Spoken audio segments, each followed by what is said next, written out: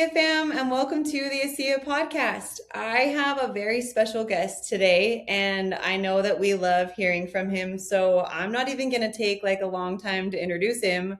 Ladies and gentlemen, please welcome Hunter Dean. Hey guys, thanks for having me. So Hunter is our what's your title, Hunter? Senior Vice President of Production Operations and Research Development. Sometimes we refer to him as like our chief science guy.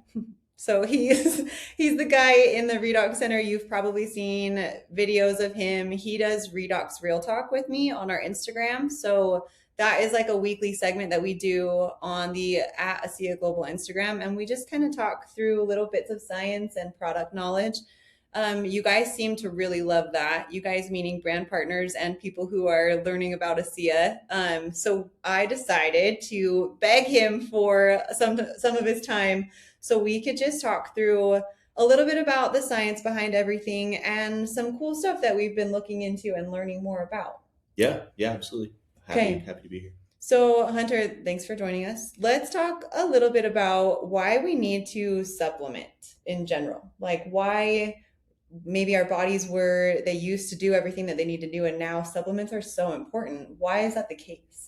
Yeah, so you have to kind of go back through how humans have evolved and what are the things that they faced thousands of years ago, right?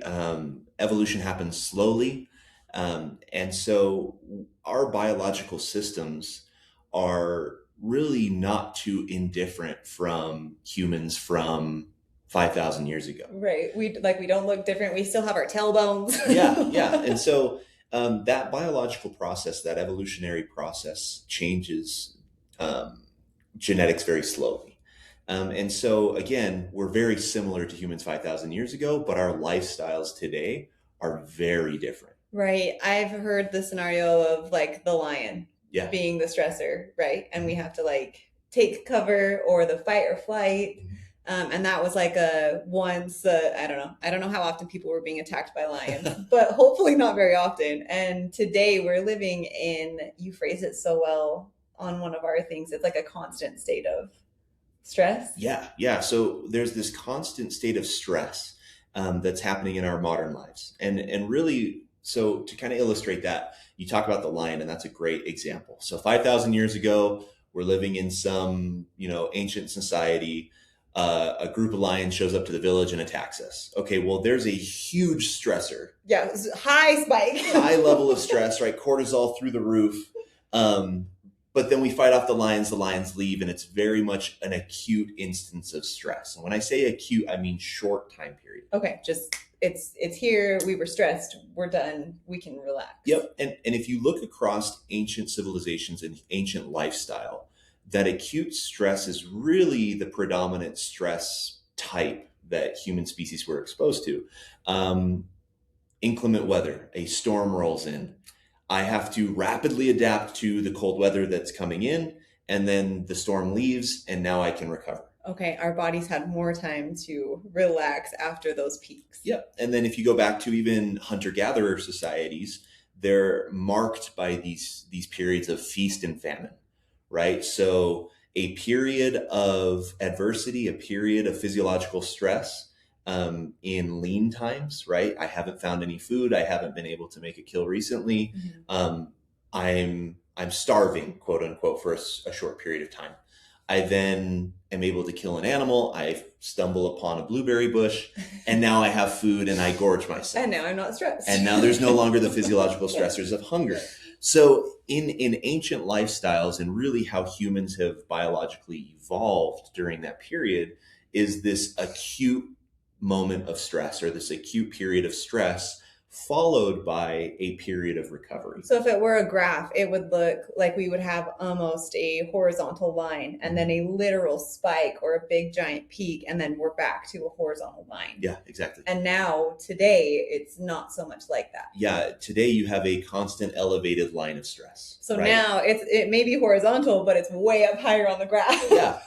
Yeah. So, and one of the examples of this, it's really well understood today, and it's even amongst consumers, it's a well understood word, cortisol, right? This stress hormone. Cortisol in itself is not by nature toxic to the human body. In fact, it serves a physiological purpose It's necessary. in those acute stress moments. However, elevated cortisol over time causes a whole host of physiological problems. Okay. And so that's kind of the easiest way to kind of tie in this idea of acute stress followed by recovery. And then this just basically extended period of time, this constant low level stress that we're in. Which means constant cortisol, which is not. Yep, which what has our a whole body was host used of to. biological challenges. Yeah. Okay, so let's talk a little bit about how can we do anything about this? This feels like a big black cloud over all of us. Yeah. So, and really, this gets back to your original question of why supplementation. Yeah. These challenges are well known; they're well understood, and so people are trying to supplement with different compounds, different ingredients, different chemicals to try and address some of the challenges that come from modern day life. Where most modalities or most products fall short is the frontier with which or on which they are playing. And what I mean by that is some of them are simply working through metabolites, right? Like I take protein, right? It's metabolized, it's a raw material for my body to use, but there's really nothing going on at the cellular, the genetic level to aid my body in being more resilient. It's almost, I don't know, superficial is the word that comes to mind. Like Sure. It's something that you can consume. Like you said, it's okay, this protein looks like it's got some good ingredients in it. It'll be good for me. There's protein, there's vitamins in it. I'll take it and my body will know what to do, which is sometimes the case. And your body does know what to do with certain things, but we're never really getting to the core issue. Yeah. If the predominant focus in the industry right now has been more of a systemic approach, right? Holistic health and wellness, without much focus at the cellular level, right? We talk about these differences in types of stress, right? Acute versus chronic.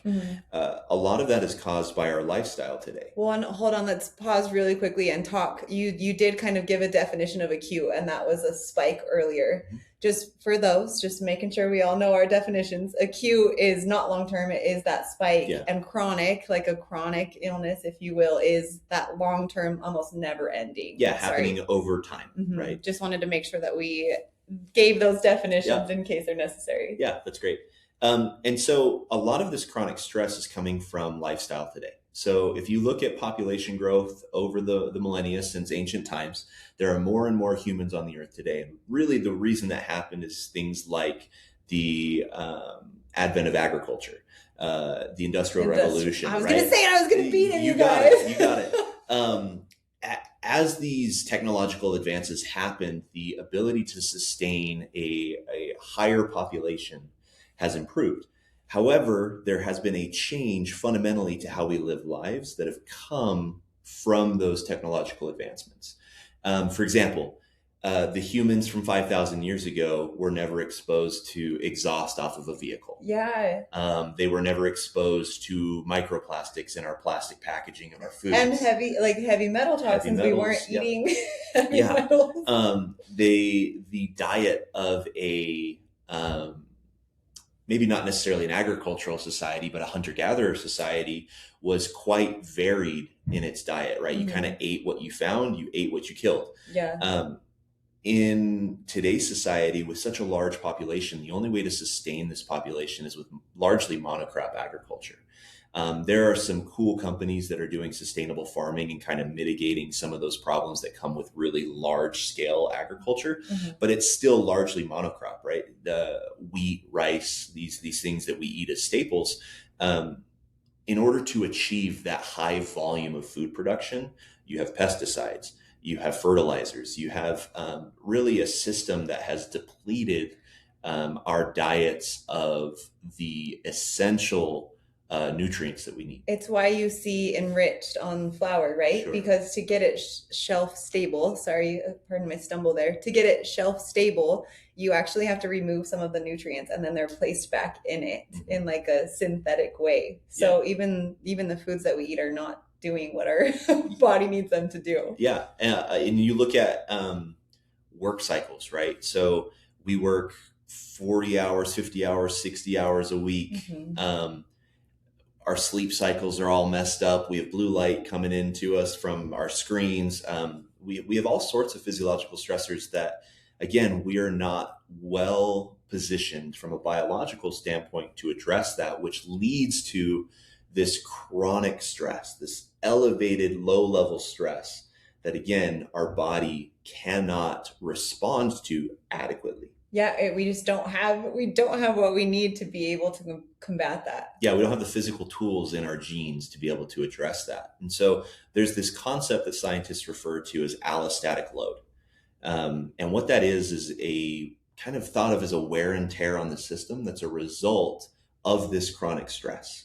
Allostatic load is the imbalance over time that results in a new set point, right? We all have, as humans, this biological set point that our genes want our body to operate at.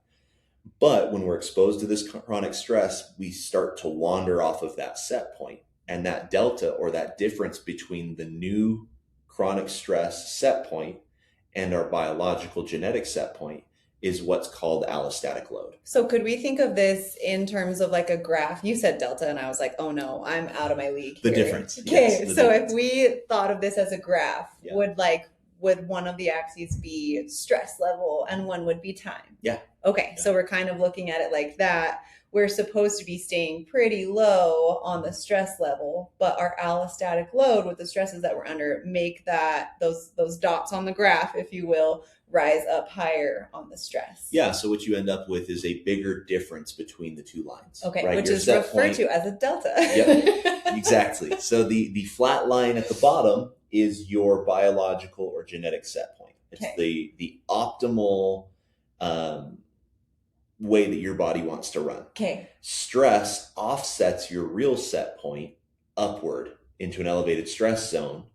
And that difference between the height of the two lines at any given time is your allostatic load. How does this play into like the word homeostasis, for example? Yeah. That's like I've heard that referred to as like perfect homeostasis, like where you're supposed to be. Are these similar? Am I thinking about these in the right terms? Yeah, they're closely related. Okay. So, again, homeostasis is kind of the fancy word for balance, physiological balance. Okay. If you are operating off of your genetic set point, let's call it, and you have an allostatic load, that is you operating in a state of imbalance or off of homeostasis. Guys, I just learned so much every time I talk to Hunter. This is so cool for me. If you guys have questions, there's not really a good way to ask them while you're listening to this podcast, but we've got lots of ways for you to send questions in. You can always message us on social. You can send an email to marketing@aseaglobal.com. You can call into the support team. They may not be able to answer you right away, but they will always do their best to get back to you and answer questions. So I just want to throw that in here really quickly in case you're having questions while we're going over some of this stuff. Hopefully you've heard me say this before, but informed consumers are good consumers, and we want you guys to be informed. And that means that we need to give you guys ways to ask questions and good responses to them. So just a quick call out that we are big fans of responding to questions. If you ever have questions, we are not only happy, but eager to respond and answer them. So, okay, Hunter, what are we going to talk over next? Well, I think we've kind of done a good job of outlining what the problem is, right? Like the acute stress versus chronic stress, this idea of allostatic load and imbalance or a shift away from homeostasis. I think the next conversation is, what tools does your body have to address the problem? Right. We talked about this is like a big dark cloud. This is just like, oh man, okay, what can we do? Yeah, and there are response mechanisms that your body has, genetic pathways to be able to address stress, but they're again calibrated to happen during periods of recovery. Mm-hmm. They're inadequate to address 24/7 chronic levels of stress. It's like, okay, so one of the things that's playing in my head is like I have a campsite and it's pouring rain and I only have like a 8x8 tarp. It's Sure. not enough. It can't cover what I need it to Yeah, cover. yeah, it'll keep you alive for a day at a time as long as Hmm. things dry out. But if you only have that 8x8 tarp and it rains for a month straight, you're going to Everything's have some getting problems.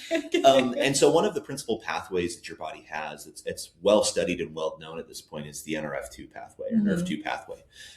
It's kind of the master switch to produce antioxidants endogenously, which means from inside of your body producing He its knew I own. was gonna ask you I know guys. we're going to go He there. knew I know. it. Say the word again. What was it? Endogenous. Okay, endogenous. And then there's exogenous, which is Outside of your body. supplementation from outside. Okay. So the NRF2 pathway is responsible for addressing a lot of the oxidative stress on the system that comes from this chronic load that we're under. And we've actually studied the NRF2 pathway with our core product, the ASEA Redox supplement, the blue bottle, with University of Western Sydney. We've studied it at the University of Bath in England. Both studies showing an increase in NRF2 signaling, which leads to protective proteins like glutathione, leads to SOD production, NAD+, a lot of important antioxidants and almost bodyguards for the cell. These are responsible for upregulating the body's response mechanisms to deal with the stress that we're under. I think I always thought of NRF2 as a sort of like NAD+. I think I thought of it in that realm, but it's not the same as that. It's helping those things. Is that correct? Yeah. So NAD+ is an actual molecule. It's a compound. NRF2 is a pathway or a genetic. It's a gene, but it's also a protein that's created once that gene is signaled. Right. So the NRF.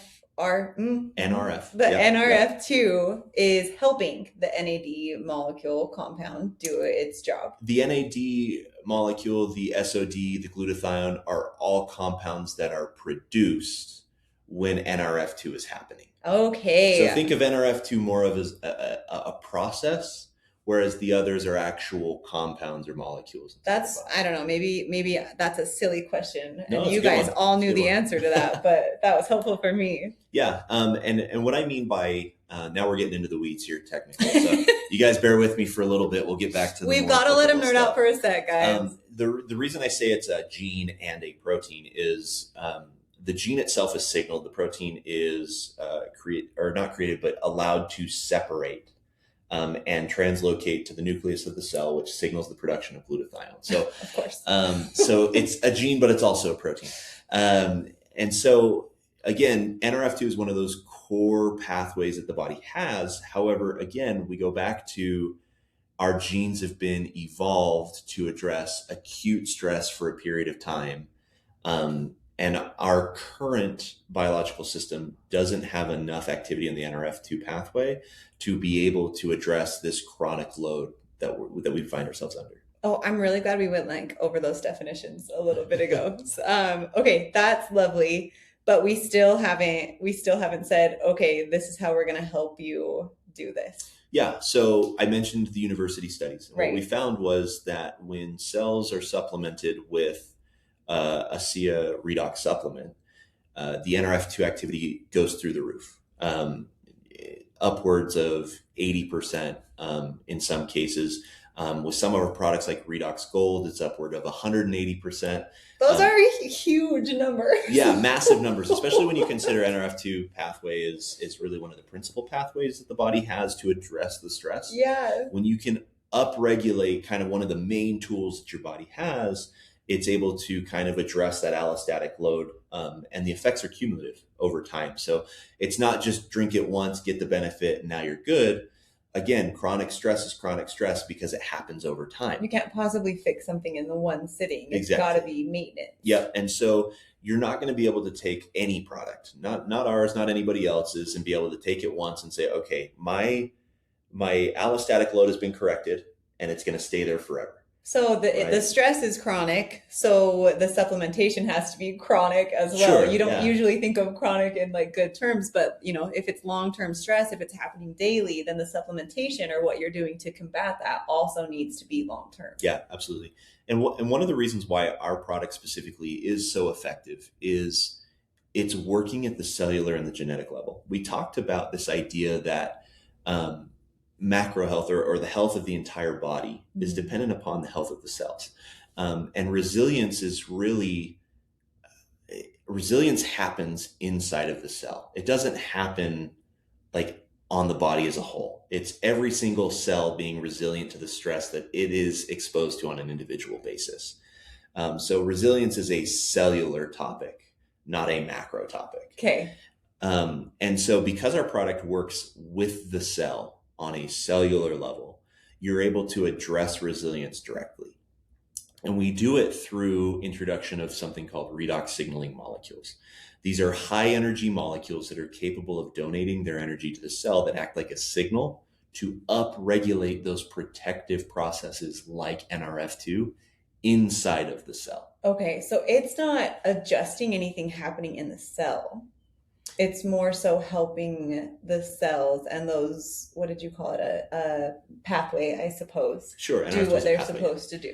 Yeah, so it is actually happening inside the cell though. Okay. So because these molecules are so tiny, they're able to what's called passively absorb through the cell membrane, right? There's no lock and key mechanism. There's Is that no like permission. osmosis? Like, yeah, okay. You can think of it as osmosis, right? There's a concentration gradient that pushes it through the membrane, and that's osmotic pressure that does that. But again, nerding out there, I apologize. But I don't know. I know osmosis because of Osmosis Jones. So there you maybe go. I It's well understood then. So again, these redox signaling molecules are native to the body. These are the same redox signaling molecules that your body is already making. So this is already happening. Yes. It's just not happening. See, guys, it's just like it's clicking, I think. So it's already happening. That's when we say native to the body. Yep. Our body's already producing this Yep. and doing these things, just not to the right level. According to those ancient biological evolutionary cycles that we've already established. So it's, yes, these same redox signaling molecules are being made, but they're not being made in enough quantity and frequently enough to address chronic stress rather than acute stress. So hence the supplementation and hence the active molecules. We found a way to replicate what your body's already doing and supplement, meaning add to what your body's doing natively. Yep. So within the mitochondria of the cell, as that Krebs cycle is spinning, right, creating ATP inside of the body, which is kind of the cellular currency. It's the source of energy, ATP. As that's generated, there are these redox signaling molecules that are spinning off of that process, and those redox signaling molecules are used to signal NRF2, to signal other important recovery pathways. Again, not enough of them. And so we use it. I'm pointing to something, you guys can't even see it. But, it's this big giant blue bottle. Right? The ASEA redox supplement is a shelf-stable form of these redox signaling molecules, again, bioidentical to what's created within the mitochondria of the cell, that because of that bioidentical nature, the body can put them to use immediately. Okay, I'm going to go a little off topic here. I didn't prepare Hunter for this, so I apologize if I surprise you. We've gotten a few questions about salt. People are now a little bit more aware of their salt and sodium intake. Yeah. So I don't know, talk to me a little bit about is the salt necessary to keep those molecules like stable? What's the deal with the salt and why it tastes like salt water? Yeah. So when you're creating these redox signaling molecules, they come from building blocks, right? Molecules are structures that are formed from atoms, right? You put multiple atoms together and that becomes a molecule. Okay. So when we talk about redox signaling molecules, they're made from atoms. So we have to provide building blocks of some sort to make these redox signaling molecules. Okay. The building blocks that we use specifically in our product are sodium, chloride, oxygen, and hydrogen. Sodium and chloride coming from USP grade salt. Oh, that's like a fancy term to say it's not table salt. It's not iodinized. It doesn't have any anti-caking agents in it. It's like medical grade salt, if you can think of it that way. Yeah, so USP stands for US Pharmacopoeia, which is the same grade of salt used in saline bags, in pharmaceutical manufacturing, anything like that uses a USP grade salt, and that's what we use in our So it's not product. like the same salt that you're getting in a bag of potato chips. No. It's not. Okay. No, so I just like the salt content is, you could see that and be like, that's a lot of salt, but it's really like the serving size. If I recall correctly, it's actually less than the serving amount of sodium that's in deli meat and like a serving of that. Yeah, there are quite a few things that you eat throughout your day that have more salt than a 2 to 4 ounce dose of ASEA redox. Okay. And it's different salt at a different and it's quality. USP grade, right? Okay. They're both sodium chloride, but it's a different grade salt completely. So again, you've got sodium, you've got chloride, and then you've got hydrogen and oxygen coming from water. Using our patented electrochemical process, we're able to use those building blocks to form molecules and keep them stable. And keep them stable, which is really kind of the core of the technology, is the stabilization. People have been able to make redox signaling molecules and have known of redox signaling molecules for a very long time, but they haven't been able to create them in a stabilized form to allow supplementation. And so these redox signaling molecules are made from those building blocks, one of which comes from salt, which is why salt is in the product. Okay, that was, I don't know, round of applause for Hunter, everybody. That was a great explanation. And I'm sorry we went a little off topic going into the salt, but I feel like that's important to explain that the salt is necessary to, one, create, and two, stabilize those molecules that we've been talking about and hopefully learning a little bit about. Yeah, absolutely. Okay, so NRF2 helps the signaling improve and the body becomes a little bit more efficient at handling that stress, right? Tell me what else we need to go over with that. Yeah, so we talked about all of these things that we're exposed to today that humans weren't a long time ago.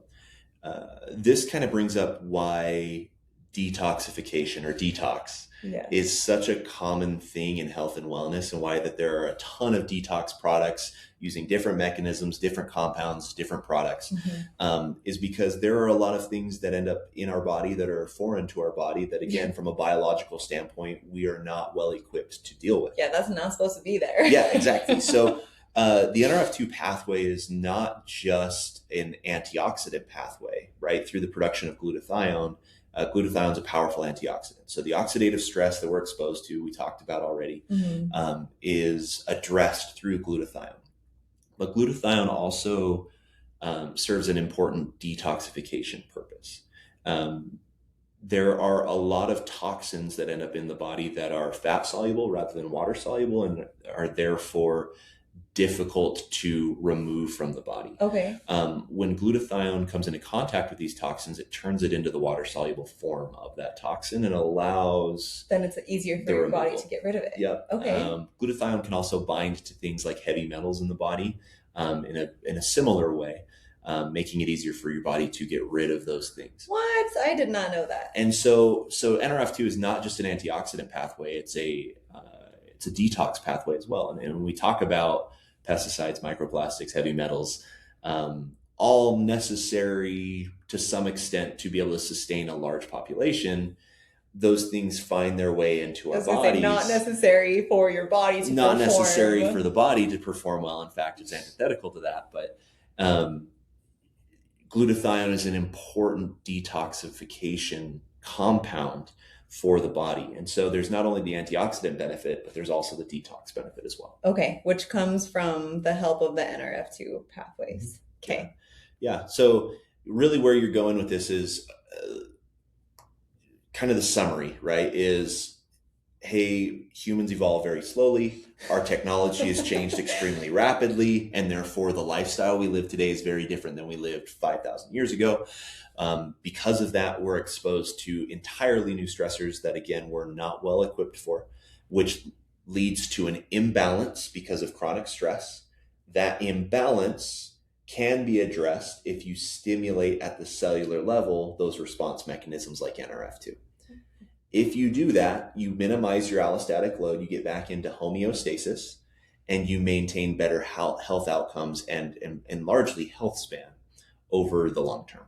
Yeah, perfect little recap there for us. Okay, Hunter, we talked a little bit about allostatic load. Can you give me like a elevator pitch, if you will? Like if somebody's trying to explain to me what an allostatic load is, instead of telling them to listen to this entire podcast, can you give them a paragraph, a couple lines? Yeah, I would say really people have shifted their focus from just living a long time to living a long time well.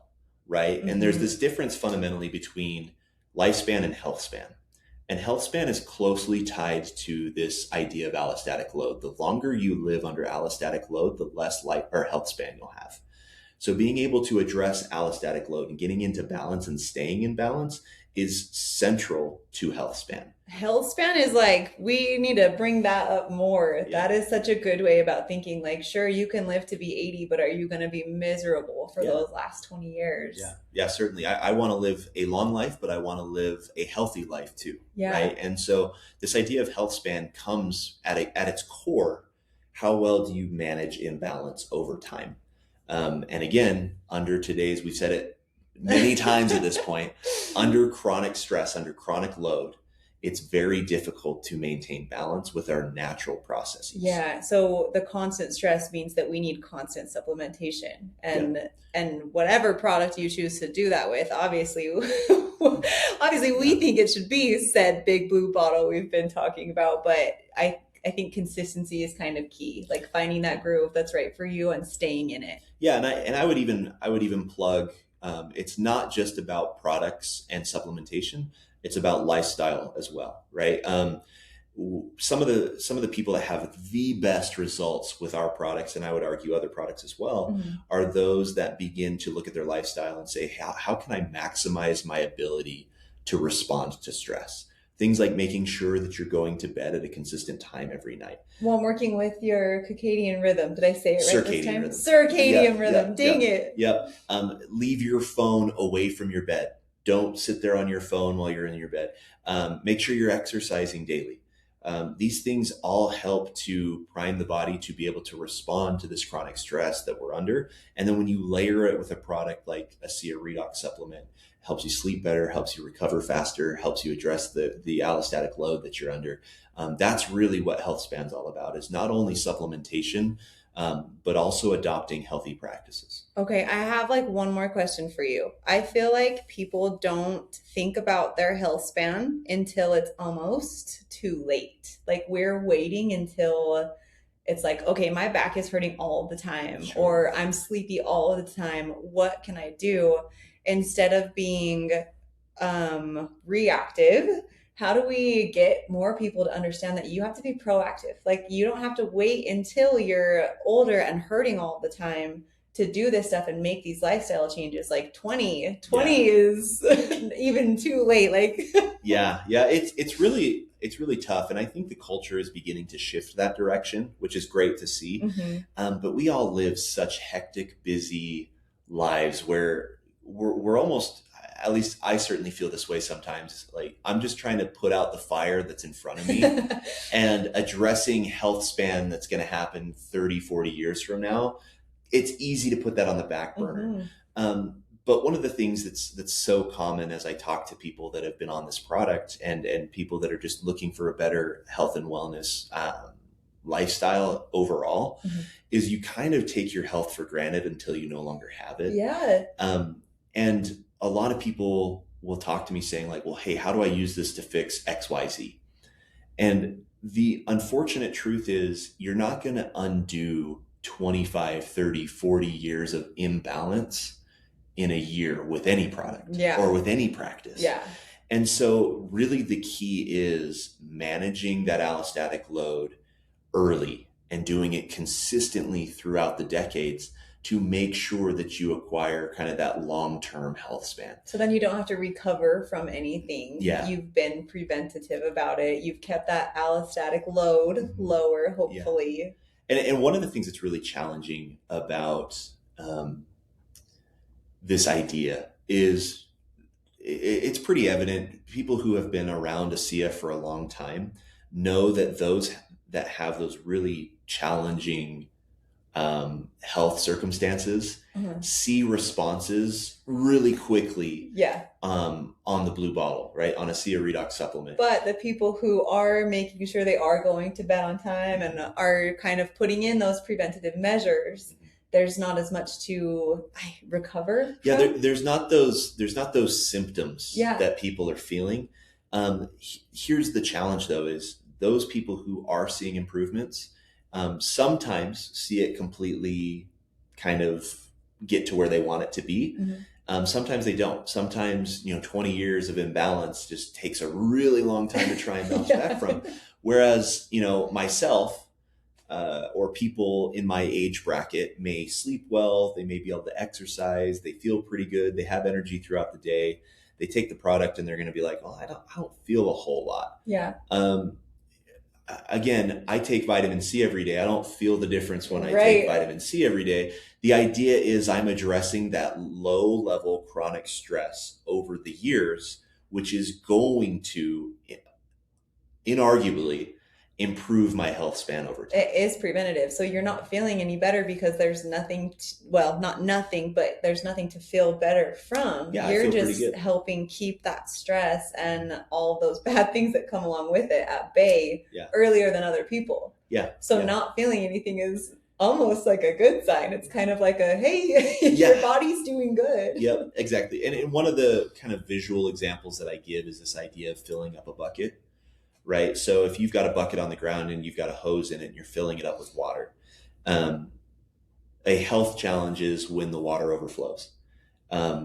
I don't know that there's water on the floor until it actually Until there's until water it on the floor. overflows. And so this stress that's pouring in the top of the bucket through the water may not have an issue, and then all of a sudden you do. If you're managing that and you're scooping out the water as it's going in, right, you're going to extend that period of time before you start having The water on the floor. floor. And you just don't know how big your bucket is. Your bucket's bigger than mine in some ways. Mine's bigger in some ways. It's really determined by our genetics. Yeah, everybody responds to stress so differently. So Yeah. things that could be monumental for you are like, oh yeah, I got that, and vice versa. Yeah. So Yeah. I think it is important as you're telling your stories of ASEA or other supplements that you're using, the stuff that you feel and the timelines that you're feeling it are going to be different for everybody, regardless of what that is. Yeah. Yeah, absolutely. Okay. I don't know. Big round of applause for Hunter, everybody. Let's tell him thank you. As always, if you have additional science questions, first and foremost, get yourself to a convention. That is where Hunter takes the stage and can dive in. We ask and answer tons of questions. There's good resources on the site. You can go to aseaglobal.com, hit discover in that top menu, and drop down to blog. That has so much information. It's all compliant. You can learn, the people that you're trying to teach can learn from those. And you can always reach out to us with any additional questions. Hunter, do you have any parting words for people listening? Drink your ASEA. It's good for you. Cheers to that. All right, ladies and gents, we'll see you on the next ASEA podcast. Bye.